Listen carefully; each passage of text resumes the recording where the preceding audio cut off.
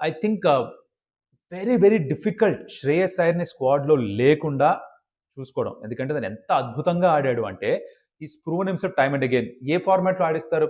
ODI ఫార్మాట్‌లో ఆడుతున్నాడు సరే. టెస్ట్ సీరీస్‌లో ఆడకూడదా అంటే అక్కడ కూడా రన్ స్కోర్ చేస్తున్నాడు ఆ ఫార్మాట్‌లో కూడా డొమెస్టిక్‌లో.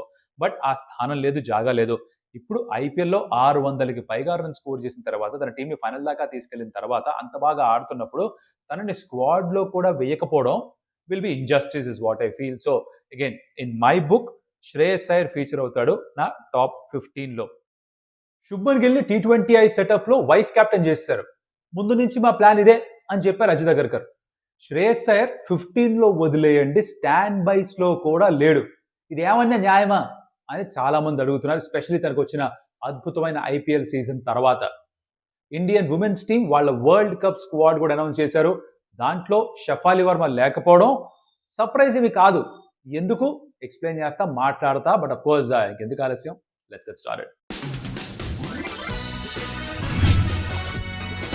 Welcome to some tales. నా పేరు కౌశిక్. దీని ముందర వీడియోలో ప్రాబబుల్ ఏషియా కప్ స్క్వాడ్ అని నా ఉద్దేశంలో 15 ఎలా ఉండాలో ఒక వీడియో చేసాం. దానికి దీనికి మన అజిత్ అగర్కర్ ప్యానల్ ఇచ్చిన 15 పోలిస్తే కనుక 2 చేంజెస్ ఉన్నాయి.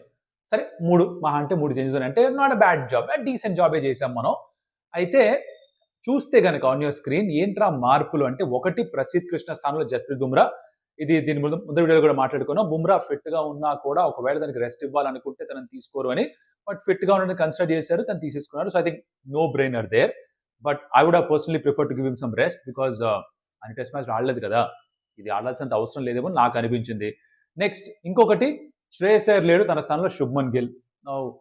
గిల్ రావడంతో అయ్యర్ మాత్రమే కాదు, సంజు శాంసన్ కి కూడా ఎసరు పడింది. చెప్తా ఎలాగో, stay with me for a minute. Of course మిగతా అంతా యాస్టీస్ గా ఉంది స్క్వాడ్. నేను కృణాల్ పాండ్యా అని ఒక లెఫ్ట్ ఫీల్డ్ చాయిస్ గా కన్సిడర్ చేస్తారేమో అనుకున్నాను, అవుట్ ఆఫ్ ద బాక్స్ ఆలోచించి. బట్ శివం దుబేతోనే స్టిక్ ఆన్ అయ్యారు. సో ఇది బేసిక్ గా 15 ఉన్నవాళ్ళు, కానీ యాక్చువల్లీ లేని వాళ్ళు ఇంకా ఎక్కువ హవా క్రియేట్ చేస్తున్నారు. దాని గురించి డీటెయిల్ గా చర్చించుకుందాం మనం. సరే, దానికంటే ముందర the regular thing that I ask you of, like the video అక్కడ నచ్చితే కనుక, అండ్ ఆటోమేటిక్ గా ఎక్కువ మందికి చూపిస్తుంది యూట్యూబ్. అలాగే కొత్తగా వచ్చిన వాళ్ళు ఎవరైనా ఉంటే consider subscribing to stump tales because that will be a huge motivation for us. దాంతో పాటు మెంబర్షిప్స్ కూడా స్టార్ట్ చేసాం. 9 మంది మెంబర్స్ జాయిన్ అయ్యారు ఈ స్టంప్ టేల్స్ కమిటీలో. థ్యాంక్ యూ సో మచ్ ప్రతి ఒక్కరికి పేరు పేరున. అండ్ మీతో పాటు ఎక్స్క్లూజివ్ గా లైవ్ స్ట్రీమ్స్ స్టార్ట్ చేస్తాం. ఈ సాటర్డే సండేలో స్టార్ట్ చేస్తాం. Will let you know very soon. But of course ఈ రెగ్యులర్ వీడియోస్ వస్తూనే ఉంటాయి. బట్ దీనికి మించి ఇంకొన్ని ఎక్స్ట్రా వీడియోస్ మెంబర్స్ కి స్పెసిఫిక్ గా తయారు చేస్తాం. సో అలా సపోర్ట్ చేద్దాం అనుకుంటే, ఆ కాంటెంట్ కనుక తీసుకుందాం అనుకుంటే, please you welcome to join hour membership subscription. Thank you so much for that. Okay, Gill వచ్చాడు ఇప్పుడు. అజిత్ దగ్గరికి ఏమన్నారు గిల్ని తీసుకొచ్చినప్పుడు అంటే, T20 వరల్డ్ కప్ అయిపోయిన తర్వాత నెక్స్ట్ సిరీస్ లో అప్పుడే మేము గిల్ని వైస్ కెప్టెన్ చేసాం. దాని తర్వాత తను టెస్ట్ మ్యాచ్లు, ఓడిఐస్ ఆడడంలో బిజీగా అయిపోయాడు కాబట్టి T20 కన్సిడర్ చేయలేదు. తను అవైలబుల్ గా లేనప్పుడు సంజు శాంసన్, అభిషేక్ శర్మ ఆడారు అని ఒక స్టేట్మెంట్ ఇచ్చారు అజిత్ అగర్కర్ గారు. అంటే మీరు కనిపిస్తుంది అనుకోండి, బట్ మనం మాడుకుంటున్నాం మా బ్రో. ఆ వరల్డ్ కప్ తర్వాత సంగతి ఇది. వరల్డ్ కప్కి తను ఎవరు, గిల్ స్క్వాడ్లో లేడు, రిజర్వ్ ప్లేయర్స్లో కూడా లేడు, ట్రావెలింగ్ రిజర్వ్గా ఉన్నాడు. ట్రావెలింగ్ రిజర్వ్ 15లో లేడు తను, 15లో జైస్వాల్ ఉన్నాడు. అలాంటిది ఇప్పుడు జైస్వాల్ని కన్సిడర్ చేయకుండా శుభ్మన్ గిల్ ట్రావెలింగ్ రిజర్వ్ ఉన్న తనని నెక్స్ట్ సిరీస్ కల్లా మేము తనని తీసుకొచ్చేసామంటే బేసిక్గా ఒకటి అర్థం చేసుకోవాలి మనం, ఇక్కడ గిల్ తక్కువేమీ కాదు. Let's not make that mistake. Shubman Gill కూడా చాలా మంచి బ్యాటరే, అలాగే సాయి సుదర్శన్ కూడా అంతే మంచి బ్యాటర్. ఇన్ఫాక్ట్ తనకంటే ఎక్కువ రన్ స్కోర్ చేసాడు పర్ఫార్మెన్స్ చూస్తే కనుక ఐపీఎల్లో.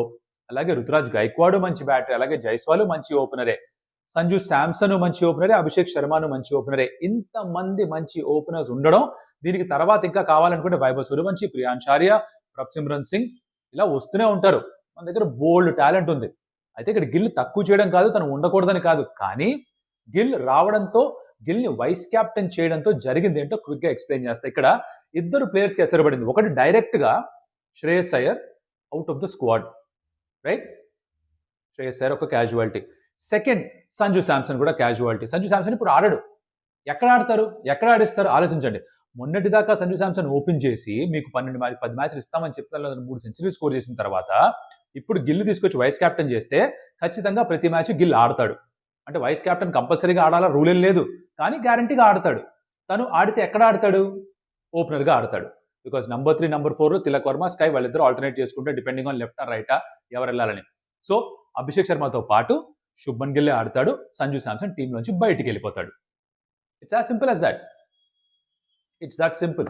ఎందుకంటే ఇప్పుడు ఓపెనర్ గా సంజు శాంసన్ ఆడకపోతే నంబర్ 7, నంబర్ 6 లో ఆడించి ప్రయోజనం లేదు. అక్కడ మంచి ఫినిషర్ గా జితేష్ శర్మ ఎలాగో ఉన్నాడు, తను బాగా ప్రూవ్ చేసుకున్నాడు ఆ పొజిషన్ లో ఫినిషర్ గా, తననే ఆడిస్తారు వికెట్ కీపర్ గా. అంటే శాంసన్ ఇక వజన్ చేసుకోవాలి. మళ్ళీ గిల్ని ఇక్కడ ఇరికించడం అవసరమా? అక్కడ స్పేస్ లేదు, స్పేస్ నేను క్రియేట్ చేసుకుని తీసుకున్నా అని ప్రశ్న రావాలి మీకు. ఇరికించారు, ఏ మాట కామాట. కాకపోతే మనం అర్థం చేసుకోవాల్సిన విషయం ఏంటంటే బీసీసీఐ సెలక్షన్ కమిటీ క్లియర్ గా శుభ్మన్ గిల్ ని రాబోయే కాలం మొత్తం అంతట్లో కూడా all format player, all format captain గా ఫిక్స్ అయిపోయారు. ఇప్పుడు కంపల్సరీగా తను ఆడించక్కర్లేదు. There is lot of talent available T20 format లో ప్రత్యేకించి. బట్ అయినా కూడా వాళ్ళొక నిర్ణయం తీసుకున్నారు, గిల్లే T20ఐలో క్యాప్టెన్, ఓడిఐలో క్యాప్టెన్ ఫ్యూచర్ లో, అండ్ ఆఫ్ కోర్స్ టెస్ట్ లో కూడా తనే ఎలాగో క్యాప్టెన్. సో అది ఫిక్స్ అయిపోయారు. ఇంకా మనం కూడా ఒప్పేసుకోవడమే, అది చేయగలిగిందని లేదుగా. శుభ్మన్ గిల్ కూడా మంచి ప్లేయరే, కానీ if not better then equally good opening batters ఇంకా చాలా మందే ఉన్నారు who done well in this format. వాళ్ళకి ఇండియా కాడే అవకాశం ఇవ్వాలి అన్నది నా ఉద్దేశం. దాంట్లో సంజు శాంసన్ అయినా, శ్రేయస్ అయ్యర్ అయినా వీళ్ళకి ఛాన్స్ వచ్చింటే బాగుండేది. ఈ గిల్ రావడంతో అది ఇప్పుడు లేదు. This is one thing. Next, Jasprit Bumrah, we understand, it's no brain. తను ఫిట్ గా ఉండి అవైలబుల్ గా ఉంటే తను ఆడిస్తారు. అన్ని మ్యాచ్లు ఆడతాడా? He might not play. Again pick and choose చేసుకుని ఆడే అవకాశాలు ఉంటాయి. ఆ పిక్ అండ్ చూస్ చేసుకోవడంలో ఎక్స్ట్రా ఇంకొక బౌలర్ ఉన్న స్క్వాడ్ లో ఉండాలి. కాబట్టి అక్కడ you have Harshdeep Singh and Harshit Rana also in the 15. Understandable, right?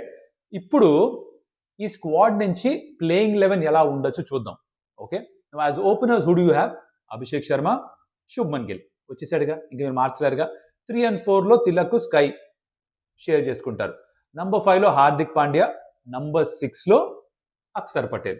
మొన్నటిదాకా వైస్ కెప్టెన్ అన్నారు, సడన్ గా అక్కర్లేదు మామూలుగా ప్లేయర్ గా ఆడుకోని చెప్తున్నారు. అది మన బీసీసీఐ సెలక్షన్ కాబట్టి ఓ డైరెక్షన్ ఎవరు మనకి. స్టాండర్డ్ ఇప్పటికి అలవాటు అయిపోయింది అందరికి. ఇది క్రిటిసిజం కాదు, fact, stating the fact.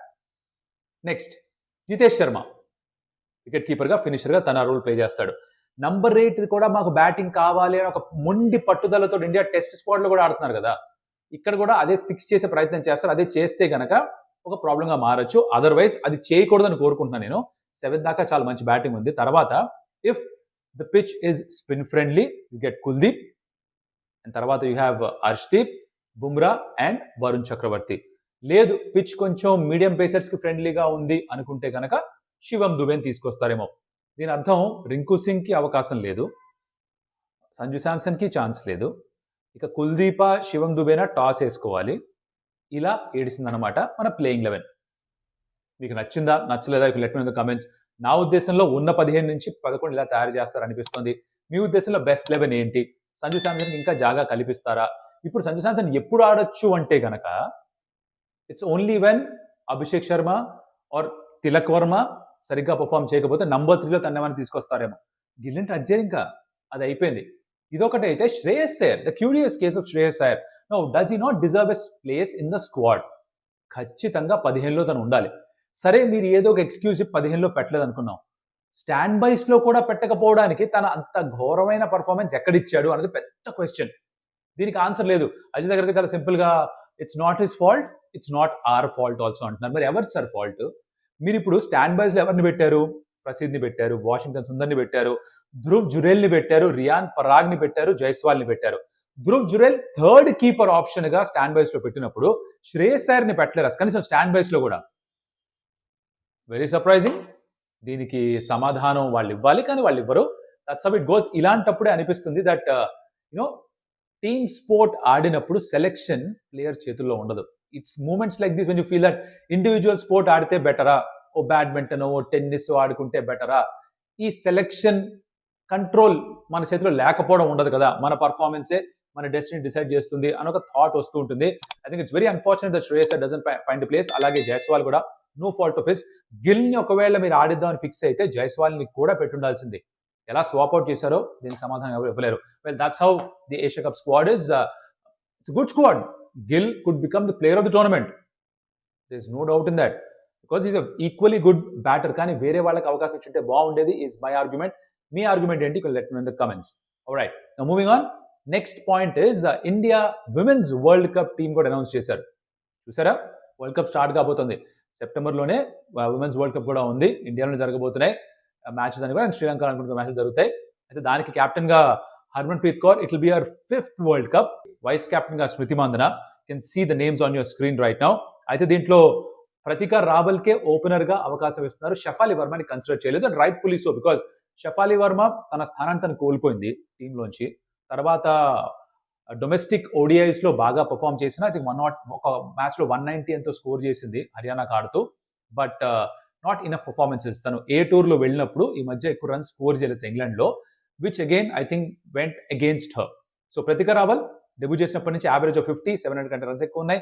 Partnership with Smriti Mandhana opener గా చూస్తే కనుక ఒక 400+ partnerships, 650+ partnerships, average opening partnership 77 దాకా ఉంది. సో మీరు ఏ విధంగా కూడా ప్రతికా రావల్ని తీసి పక్కన పెట్టడానికి ఛాన్స్ లేదు ఈ స్క్వాడ్ లో. So she's earned a spot, she is there. దాంతో పాటు ఒక తెలుగు అమ్మాయి శ్రీచరణి కూడా ఉంది, అరుంధతి రెడ్డి కూడా ఉంది, వీళ్ళు ఉన్నారు స్క్వాడ్ లో. And Renuka Singh Thakur makes come back, the swing bowler.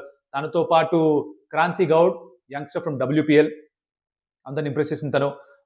T20s లో కూడా ఆడింది, తనకు కూడా అవకాశం కల్పించారు ఈ వరల్డ్ కప్ స్క్వాడ్ లో.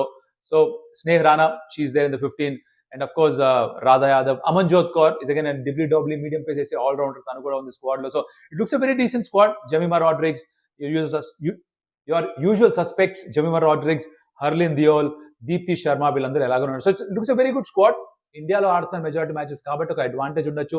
స్పిన్నర్స్ తో లోడ్ చేశారు ఈ స్క్వాడ్ ని, ఇద్దరే మీడియం పేసర్స్ ఆడిస్తారు. Not probability that will be maybe the third for Arundhati Reddy, but Renuka Singh Thakur and Kranti Goud I think ఖచ్చితంగా ఆడతారు. Depending on the pitch Arundhati Reddy ఆడే అవకాశాలు ఉంటాయి, or otherwise Amanjot Kaur medium pace కూడా వేస్తుంటుంది. కాబట్టి మీకు అది స్పిన్నర్స్ తో లోడ్ చేస్తారు ఈ స్క్వాడ్ ని, ఆర్ ప్లేయింగ్ లెవెన్ నేను అనుకుంటున్నా. ఇది ఇండియన్ ఉమెన్స్ వరల్డ్ కప్ సంబంధించిన squad. Hopeful India go all the way this time. 2017లో మీకు గుర్తుంటుంది Harmanpreet Kaur that magnificent century score చేయడం అందరి కళ్ళు తన వైపు ఆకర్షించుకుంది. ఇన్ఫాక్ట్ విమెన్స్ క్రికెట్ అంచెలంచెలుగా ఎదుగుతూ వస్తుంది. ఈసారి hopeful Indian women team go all the way, world cup గెలిచి అద్భుతంగా ఉంటుంది. సో అటువైపు కూడా కన్నేసి ఉంచండి, ఆ స్క్వాడ్ ని కూడా ఫాలో అవుతుండే, ఆ ప్లేస్ కూడా ఫాలో అవుతుంది. దానికి సంబంధించిన మరిన్ని విషయాలు తీసుకొస్తాం మీ దగ్గరికి. ఇప్పటిదాకా వీడియో చూస్తుంటే thank you so much for that. Asia cup squad మీరేమనుకున్నారు? శ్రేయస్ అయ్యర్ లేకపోవడం గురించి, శుభ్మన్ గిల్ ఇంక్లూడ్ చేయడం గురించి, సంజు శాంసన్ ఓపెనింగ్ అవకాశం రాకపోవడం గురించి, what do think? Let me know in the comments. And women's world cup గురించి ఆ స్క్వాడ్ కి సంబంధించిన మీ కామెంట్ చెప్పొచ్చు. అలాగే like the video, share it your friends, and మరి మళ్ళీ కలుస్తా. అప్పటిదాకా సెలవు. అడియోస్ అమిగోస్.